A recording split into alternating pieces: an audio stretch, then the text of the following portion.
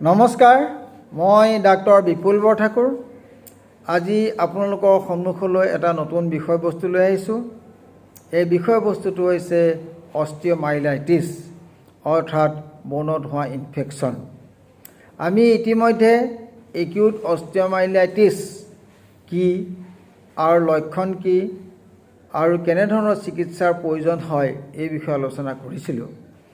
আজি আমি বিষয়বস্তু হিচাপে ক্ৰনিক অষ্টিঅমাইলাইটিছ, তাৰমানে এই ইনফেকশ্যনটো যদি দীঘলীয়া হৈ যায় তেতিয়াহ'লে তাৰ কেনেধৰণৰ পৰিৱৰ্তন হাড়ডালৰ ভিতৰত হয়, মানুহজনৰ কি কি লক্ষণ হ'ব পাৰে আৰু এওঁলোকৰ চিকিৎসা পদ্ধতিটো কি, এই বিষয়ে আলোচনা কৰিব লৈছোঁ। আমি ইতিমধ্যে আলোচনা কৰিছিলোঁ যে হাড়ডালৰ চাৰিওফালে এটা আৱৰণ থাকে।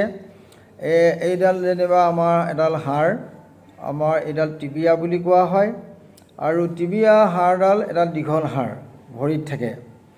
এতিয়া এইডাল হাড়তে অৱশ্যে সাধাৰণতে ইনফেকশ্যনৰ সমস্যা বেছিকৈ দেখিবলৈ পোৱা যায়, কিন্তু এইটো কথা সত্য যে অন্যবিলাক হাড়তো এইবিলাক দেখাটো অসম্ভৱ নহয়, দেখা যায়।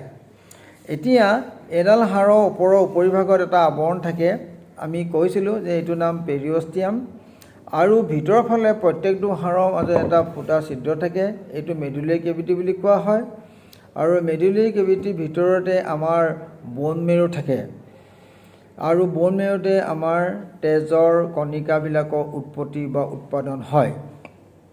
এতিয়া এই সমস্যাটো যিটো ইনফেকশ্যন হয়, আমি অষ্টিঅ মানে ব'ন, হাড়, মাইলাইটিছ মানে মেৰু কেভিটি, ব'ন মেৰু হয় ইনফেকশ্যন, আইটিছ মানে ইনফেকশ্যন আৰু ইনফ্লেমেশ্যন। গতিকে অষ্টিঅমাইলাইটিছ মানে ব'ন আৰু মেৰুৰ যি ইনফেকশ্যন, তাকে কোৱা হয় অষ্টিঅমাইলাইটিছ। ইতিমধ্যে আলোচনাত আমি একিউট অষ্টিঅমাইলাইটিছৰ লক্ষণ, ইয়াৰ আৰম্ভণি কেনেকৈ হয় এই বিষয়ে আলোচনা কৰিলোঁ। এতিয়া সেই একিউট অষ্টিঅমাইলাইটিছ যদি চিকিৎসা ঠিকমতে নহয় আৰু যদি কেনেবাকৈ তাত বীজাণুবিলাক ৰৈ যায়, তেতিয়াহ'লে ইয়ে এটা নতুন সমস্যাৰ সৃষ্টি কৰিব পাৰে, তাকে কোৱা হয় ক্ৰনিক অষ্টিঅমাইলাইটিছ। এতিয়া ক্ৰনিক অষ্টিঅমাইলাইটিছৰ লক্ষণবিলাক একিউট অষ্টিঅমাইলাইটিছৰ লক্ষণৰ লগত অকণমান বেলেগ, আৰু ক্ৰনিকত অৱশ্যে আমি সাধাৰণতে বয়সীয়াল মানুহৰ ভিতৰত দেখিবলৈ পাওঁ, আৰু অৱশ্যে সৰু সৰু ল'ৰা ছোৱালীৰ মাজতো দেখিবলৈ পোৱা যায়। এতিয়া এইটো সমস্যাটো কি আৰু এই বিষয়ে আমি আলোচনা কৰিম। ক্ৰনিক অষ্টিঅমাইলাইটিছত, একিউট অষ্টিঅমাইলাইটিছত আমি কৈছিলোঁ যে কেতিয়াবা গোটেই হাড়ডালে বেয়া হৈ যাব পাৰে, যাক আমি চিকুৱেষ্ট্ৰাম বুলি কওঁ, আৰু ইয়াৰ হোৱাৰ কাৰণটো আমি বিশ্লেষণ কৰিছিলোঁ, যে কৈছোঁ যে মেডুলাৰী কেভিটিৰ ভিতৰত পুজ জমা হয়। এই পুজখিনি পিছত ওলাই আহে বাহিৰলৈ, আৰু ওলাই অহাৰ লগত কি হয় যে ইয়াৰ যিটো আৱৰণ থাকে সেইটো পেৰিঅষ্টিয়াম, আৰু এই পেৰিঅষ্টিয়ামখন সৰু সৰু ল'ৰা ছোৱালীবিলাকৰ ক্ষেত্ৰত বেছি ডাঠ আৰু লুজলি এডহেৰেণ্ট, মানে কম ঢিলাকৈ লাগি থাকে। সেই গতিকে পুজ ইয়াৰ তলত জমা হোৱাৰ সুবিধাটো বহুত পায়, আৰু পালে কি হয়, পেৰিঅষ্টিয়ামখনে যিটো হাড়ত লাগি থাকে তাৰ হাড়ৰ পৰা সি আঁতৰি যায়, তাৰ ফলত গোটেই হাড়ডালে কেতিয়াবা চিকুৱেষ্ট্ৰাম বা মৃত্যুমুখত পৰিব পাৰে। কাৰণ ইতিমধ্যে মেডুলাৰী কেভিটিৰ মাজত পুজ জমা হৈ গৈছিলে, পুজে গোটেইখিনি ঠাৰ খাই থৈছে। তাৰ ফলস্বৰূপতে কি হ'ল যে ইয়াত থকা তেজৰ চলাচল হ'ব বাধাই পৰিলে, আৰু ভিতৰৰ ফালৰ পৰা তেজ হাড়ডালে নোপোৱা হ'ল। আকৌ বাহিৰ ফালৰ পৰাও যদি আমি চাওঁ যে যিহেতু পেৰিঅষ্টিয়ামখন আঁতৰি গ'ল, কাৰণ পেৰিঅষ্টিয়ামৰ যোগেদিয়ে হাড়ডালে তেজৰ নিউট্ৰিশ্যনবিলাক পায়, খাদ্য কণিকাবিলাক পায়, লগতে তেজৰ চলাচল হৈ থাকে। এতিয়া দুইফালৰ পৰা যেতিয়া আমি তেজৰ চলাচল বাধাগ্ৰস্ত হয়, তেতিয়াহ'লে এই হাড়ডাল এডাল মৃত্যুমুখত পৰে, আৰু তাকে আমি চিকুৱেষ্ট্ৰাম বুলি কওঁ, আমাৰ ভাষাত চিকুৱেষ্ট্ৰাম বুলি কওঁ। আৰু সৰু সৰু ল'ৰা ছোৱালীৰ ক্ষেত্ৰত এইটো এটা বৰ বেছি সমস্যাজনিত হয়, কিয়নো ইয়াত এই গোটেই দীঘলকৈ হাড়ডাল কেতিয়াবা মৃত্যুমুখত পৰিব পাৰে, আৰু ই এটা দীঘলীয়া সমস্যা হয়। যেতিয়া সমস্যাটো দীঘলীয়া হৈ গ'ল, আমাৰ মাহলৈ গ'লগৈ, তেতিয়া আমি তাক ক্ৰনিক অষ্টিঅমাইলাইটিছ বুলি কওঁ। এতিয়া ক্ৰনিক অষ্টিঅমাইলাইটিছৰ সাধাৰণতে লক্ষণবিলাক একিউট অষ্টিঅমাইলাইটিছৰ নিচিনা তীৰ্যক বা তীব্ৰ নহয়। একিউট অষ্টিঅমাইলাইটিছত পুজ জমা হোৱাৰ ফলস্বৰূপে তাতে মানুহজনৰ বা ল'ৰা ছোৱালীজনৰ জ্বৰ উঠিব, অত্যন্ত বিষ হ'ব, তাৰপিছত ভৰিটো লৰচৰ কৰিব নিবিচাৰিব, আৰু তাৰ ফলত খোৱাবলৈ ববলৈ মন নকৰিব আৰু বেছ তিক্ততা পাব। সেই লক্ষণবিলাক একিউট অষ্টমেলাইটিছত দেখিবলৈ পোৱা যায়, কাৰণ তাত পুজ জমা হৈছে। কিন্তু এতিয়া যেতিয়া এই বস্তুটো গোটেই পদ্ধতিটো দীঘলীয়া হৈ যাব, যেতিয়া ক্ৰনিক অষ্টমেলাইটিছ মাহলৈ যাব বা কেতিয়াবা বছৰলৈ যায়গৈ, তেতিয়াহ'লে এনেধৰণৰ লক্ষণবিলাক সিমান দেখিবলৈ পোৱা নাযায়। তেতিয়া সাধাৰণতে জ্বৰ খুব কমহে দেখিবলৈ পোৱা যায়। অৱশ্যে কেতিয়াবা অকণমান জ্বৰ হোৱাটো অস্বাভাৱিকতা নাই, কিন্তু দীঘলীয়া সমস্যাৰ ভিতৰত যে তেওঁলোকৰ বহু সময় হাড়ৰ ভিতৰৰ পৰা পানী নিগৰিত হৈ থাকিব পাৰে। সাধাৰণতে যদি আমি ভৰি বহাওঁ আৰু ইয়াৰ ভিতৰত থকা টিবিয়া বা হাড়ডাল যদি ইনফেকশ্যন হয়, সাধাৰণতে কি হ'ব যে এইখিনি অঞ্চলত যি আছে ইয়াৰ মাজেদি কেতিয়াবা পুজ ওলাব বিচাৰে আৰু এই পুজ নিগৰিত হৈ থাকে। এতিয়া কেইদিনমান থাকিব, আকৌ বন্ধ হৈ গ'ল মুখখন, থাকিলে কিছুদিন ঔষধ পাতি খালে ভাল হ'ল, অলপ দিনৰ পিছত আকৌ ওলালে। এনেধৰণৰ দীঘলীয়াকৈ পুজ ওলোৱাটো এই ক্ৰনিক অষ্টমেলাইটিছৰ এটা লক্ষণ হৈ পৰে আৰু সাধাৰণতে কেতিয়াবা অৱশ্যে জ্বৰ হৈ অত্যন্ত বিষ হ'ব পাৰে, কিন্তু অধিকাংশ সময়ত জ্বৰ বা বিষৰ সাধাৰণতে দেখিবলৈ পোৱা নাযায়। আৰু এনেধৰণৰ নিগৰিত হৈ থকা ইনফেকশ্যনটো যিটো হয়, তাতে তেওঁলোকৰ পুজটো কেতিয়াবা কিছুদিন ওলাব, আকৌ বন্ধ হ'ব, আকৌ ওলাব, আকৌ বন্ধ, এনেধৰণৰ দীঘলীয়াকৈ অহা যোৱা চলাচল হৈ থাকে।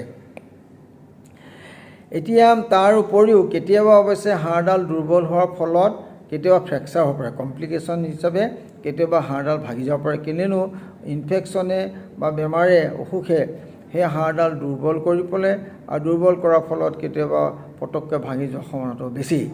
সেইটো এটা সমস্যা লৈ কেতিয়াবা আহিব পাৰে, আৰু এইটো আমি পেথলজিকেল ফ্ৰেকচাৰ বুলি কওঁ। এতিয়া এই হাড়ডালৰ পানী ওলোৱাটো কেলৈ হ'ল? পানী ওলোৱাৰ কাৰণটো হ'ল যে আমি ইতিমধ্যে কৈছিলোঁ যে চিকুৱেষ্ট্ৰাম ভিতৰত থকা ইনফেকশ্যনটোৱে কিছুমান হাড় মাৰি পেলায়, কিছুমান খণ্ড কেতিয়াবা এটা মাৰি পেলায়, আৰু সেইবিলাকৰ খণ্ডবিলাক দেখিবলৈ মাছৰ কাঁইটৰ নিচিনা হয়। মাছৰ কাঁইটৰ আবৃত্তি হয়। মাছৰ কাঁইটৰ নিচিনাকৈ সেই মৰা হাড়ডাল থাকিব পাৰে। আমি সেইডালক কোৱা হয় চিকুৱেষ্ট্ৰাম। আৰু যেতিয়া হাড়ৰ এটা অংশ এনেকৈ মৰি যায়, ই তেজৰ চলাচলৰ পৰা সি আঁতৰি পৰে আৰু সি একষৰীয়া হৈ থাকে। তাতে আকৌ বীজাণুবিলাকো থাকে, আৰু বডিয়ে কি কৰে বা দেহাই সেইটো উলিয়াবলৈ যত্ন কৰে। যেতিয়া যত্ন কৰে, তেনেকৈ ফুটাৰ আৱিষ্কাৰ হয়, আমি চাইনাছ বুলি কওঁ। তাৰমানে হাড়ডালৰ ভিতৰত মৰা অংশটো বডিয়ে বাহিৰলৈ ঠেলি উলিয়াব বিচাৰিছে, কিন্তু ইয়াৰ আকৃতি ডাঙৰ হোৱাৰ কাৰণে অথবা ৰাস্তাটো সৰু হোৱাৰ কাৰণে পূৰাকৈ যেতিয়ালৈকে নিৰ্গমন নহয়, তেতিয়ালৈকে তেওঁলোকৰ পানীটো ওলাই থকাটো স্বাভাৱিক, আৰু এইটো এটা লক্ষণৰ ভিতৰত পৰে। কেতিয়াবা কিছুমান মানুহে সৰু হাড়ৰ টুকুৰাও ওলাই যোৱা বুলি কয়, যে সৰু পিচ এটা পুজৰ লগত ওলাইছে।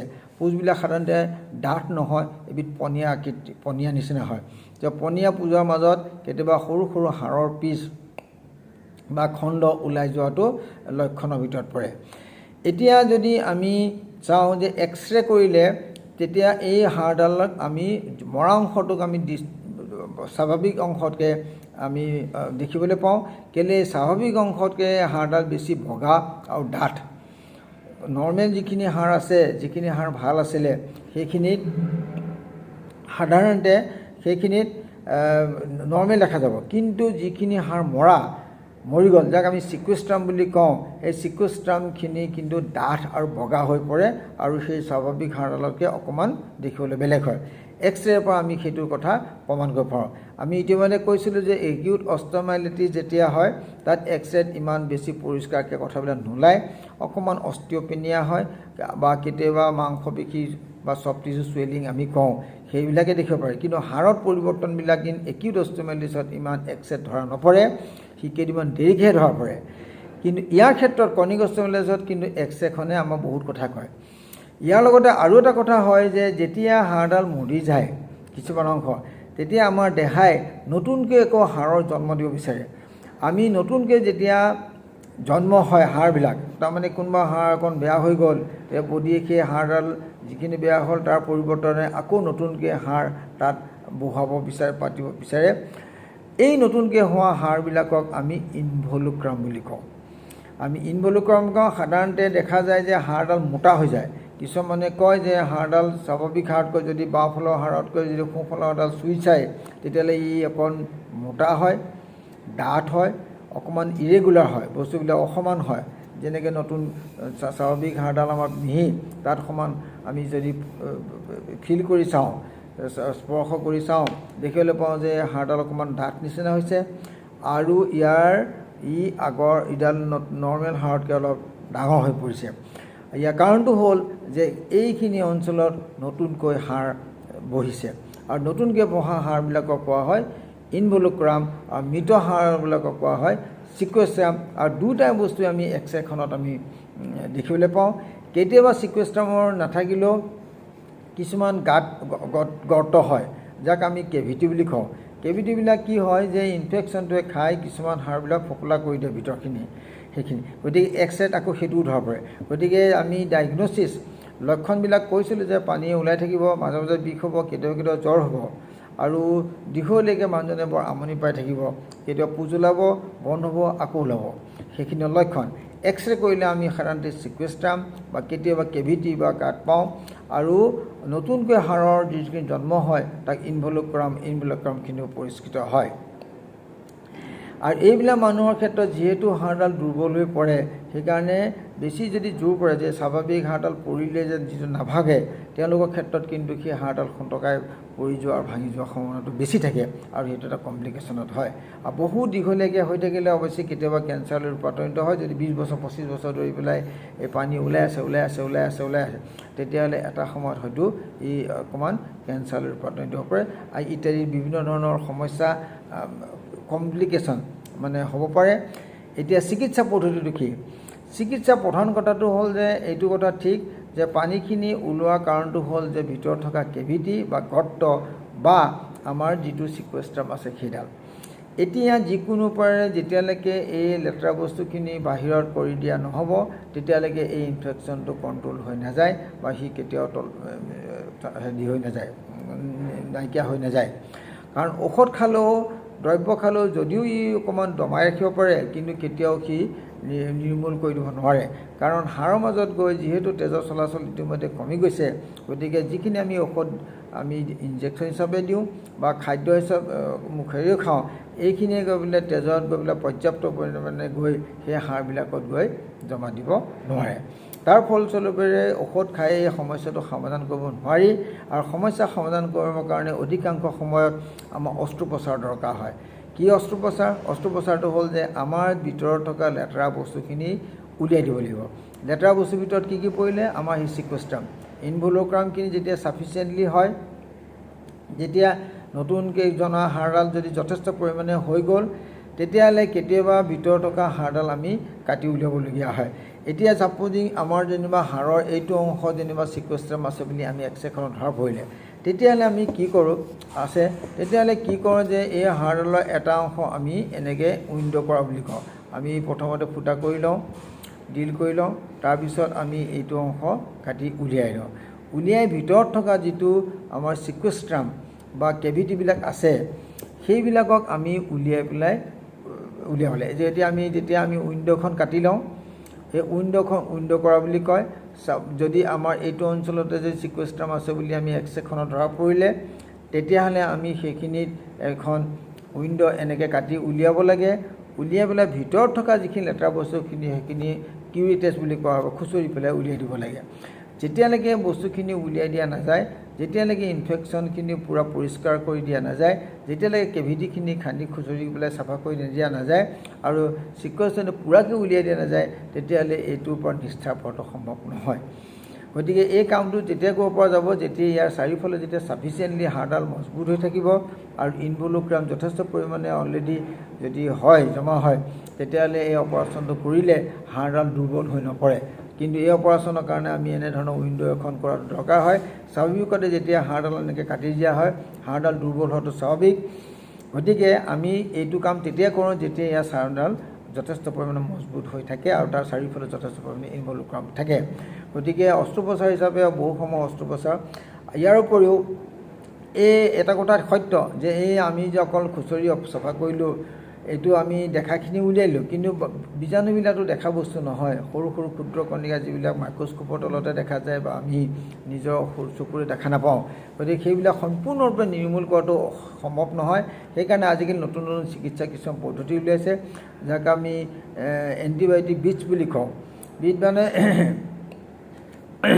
আমি চেইনবিলাকৰ নিচিনা তেনেকুৱা এডাল চেইনত আমাৰ গুটি যিবিলাক আছে এই গুটিবিলাকক আমি এণ্টিবায়'টিক ইমপ্ৰিগনেটেড গুটি এইবিলাক তাত এণ্টিবায়'টিক সোমাই দিয়া হয়, তাত এণ্টিবায়'টিক এটা দিয়া থাকে। সাধাৰণতে জেণ্টামাইচিন জাতীয় বা কেণ্ডামাইচিন জাতীয় ঔষধ থাকে, যিখিনি তাৰ মাজত এই জেগাটো খান্দি উলিওৱাৰ পিছত ভৰাই দিয়া হয়, আৰু এই এণ্টিবায়'টিকটোৱে সেই অঞ্চলতে এই বীজাণুবিলাকক ধ্বংস কৰি পেলাব। গতিকে এনেধৰণৰ চিকিৎসা পদ্ধতিৰ সহায়ত যিখিনি চকুৰে দেখা হ'ল অস্ত্ৰোপচাৰেৰে উলিয়াই দিয়া হ'ল, আৰু যিখিনি থাকি গ'ল সেইখিনিক আমি এণ্টিবায়'টিক বিটছ যেনেকৈ আমি চেইনডালৰ নিচিনা পোৱা যায় সেইবিলাকক আমি ভৰাই সেই জেগাটোত ঔষধখিনি থৈ দিয়া হয়, আৰু সেই ঔষধখিনি অৱশ্যে পিছলৈ উলিয়াই দিবলগীয়া হয়। কেতিয়াবা 2 সপ্তাহ, কেতিয়াবা 6 সপ্তাহ 8 সপ্তাহ পিছত উলিয়াই দিয়া হয়। কিন্তু দিয়াৰ ফলত কি হয় যে সেইখিনি অঞ্চলতে এণ্টিবায়'টিকটোৱে ভালকৈ কাম কৰিব, আৰু যিখিনি বীজাণু উলিয়াই দিব পৰা নহ'ল, চাফা কৰিব পৰা নহ'ল, সেই বীজাণুখিনি ধ্বংস কৰাত সহায় কৰিব। গতিকে এইটো এটা দীঘলীয়া চিকিৎসা পদ্ধতি। এইটো কথা সত্য যে হাড়ৰ মাজত যদি কেনেবাকৈ কেতিয়াবা ইনফেকশ্যন সোমাই গৈছে তেতিয়াহ'লে ইয়াক নিৰ্মূল কৰাটো বৰ সহজ সাধ্য নহয়, আৰু ঔষধ পাতি খালেও অপাৰেশ্যন কৰিলেও কেতিয়াবা কিছুমান বীজাণু থাকি যাব পাৰে। তাৰ ফলস্বৰূপে যেতিয়া মানুহজনৰ ইমিউনিটি নিজৰ প্ৰতিৰক্ষা ক্ষমতা যেতিয়া কমি আহে বা কেতিয়াবা অসুখৰ কাৰণে হওক বা ইমিউনো ডিফিচিয়েঞ্চি কিবা কাৰণতে হওক, যাৰ তেওঁৰ প্ৰতিৰক্ষা ক্ষমতাটো কমি গ'ল, তেতিয়া এই অৰ্গেনিজমবিলাকে নিজৰ হেৰিটো প্ৰাদুৰ্ভাৱ দেখাব পাৰে, আৰু তাৰ ফলস্বৰূপে আকৌ ইনফেকশ্যন হ'ব পাৰে। তাকে আমি একিউট এক্সেজাৰবেশ্যনছ অফ ক্ৰনিক অষ্টিঅমাইটিছ বুলি কওঁ। তেতিয়া সেই সময়ত আকৌ ইনফেকশ্যনটো আকৌ হ'ব পাৰে তেনেকৈ। গতিকে হাড়ৰ ভিতৰত এবাৰ ইনফেকশ্যন হ'লে এটা বেয়া কথা যে তাক সম্পূৰ্ণৰূপে কেতিয়াবা চাফা কৰি একদম নিৰ্মূল কৰাটো অসম্ভৱ হৈ পৰে, আৰু ভৱিষ্যতে এনেধৰণৰ সমস্যা হয়। কিছুমান মানুহৰ ক্ষেত্ৰত ইতিমধ্যে কৈছিলোঁ যে বহুত দীঘলীয়া হৈ থাকিলে 10 বছৰ 15 বছৰ ধৰি ইনফেকশ্যন গৈ থাকে তেতিয়াহ'লে কেতিয়াবা কেঞ্চাৰলৈ ৰূপান্তৰিত হয়, তেতিয়া কেঞ্চাৰ চিকিৎসা দিবলগীয়া হয়। আৰু কিছুমানৰ ক্ষেত্ৰত আছে য'ত এই ইনফেকশ্যনটো কণ্ট্ৰল কৰিব নোৱাৰি, চাৰ্জাৰী কেইবাবাৰ অপাৰেশ্যন কৰে। বহুত সময় দেখা যায় যে এইবিলাক এটা অপাৰেশ্যনতে সমস্যা সমাধান হয়, সেইটো ৰিপিটেড অপাৰেশ্যন কৰিবলগীয়া হয়। 2 বছৰ 5 বছৰ 8 বছৰৰ পিছত 10 বছৰ পিছত সেইটো আকৌ অপাৰেশ্যন কৰিবলগীয়া হয়। বাৰে বাৰে অপাৰেশ্যন কৰোঁতে যদিও মানুহজনৰ সমস্যাৰ সমাধান নহয়, এটা সময় উপায়ন্তৰ হ'লে এইটো এম্পুটেশ্যন কৰা হয়, ভৰিটো উলিয়াই দিয়া হয়, আৰু তাৰ ফলত কৃত্ৰিম অংগৰ সংস্থাপন কৰা হয়। এয়া চিকিৎসা পদ্ধতিৰ ভিতৰতে পৰে। গতিকে থুলমূলকৈ আমি আজি ক্ৰনিক অষ্টিঅমাইটিছৰ বিষয়ে আলোচনা কৰিলোঁ যে ইয়াৰ লক্ষণবিলাক একিউট অষ্টিঅমাইটিছৰ নিচিনা নহয়, ই এটা ক্ৰনিক হয়, আৰু ইয়াত এক্সৰে কি লক্ষণ, এই লক্ষণবিলাক কি আমি আলোচনা কৰিলোঁ, আৰু ডায়েগন'চিছ আমি সাধাৰণতে এক্সৰে সহায়তে ইতিমধ্যে আলোচনা কৰিছোঁ, আৰু তাৰ কমপ্লিকেশ্যন কি যে ফ্ৰেকচাৰ হ'ব পাৰে, কেতিয়াবা কেঞ্চাৰ হ'ব পাৰে, কেতিয়াবা একিউট এক্সেজাৰবেশ্যন বা নতুনকৈ আকৌ উৎপত্তি হ'ব পাৰে বা আৰু তাৰ চিকিৎসা পদ্ধতি কি এই বিষয়ে আলোচনা কৰিলোঁ। আশা কৰোঁ এই আলোচনাই আপোনালোকক সহায় কৰিব। ধন্যবাদ।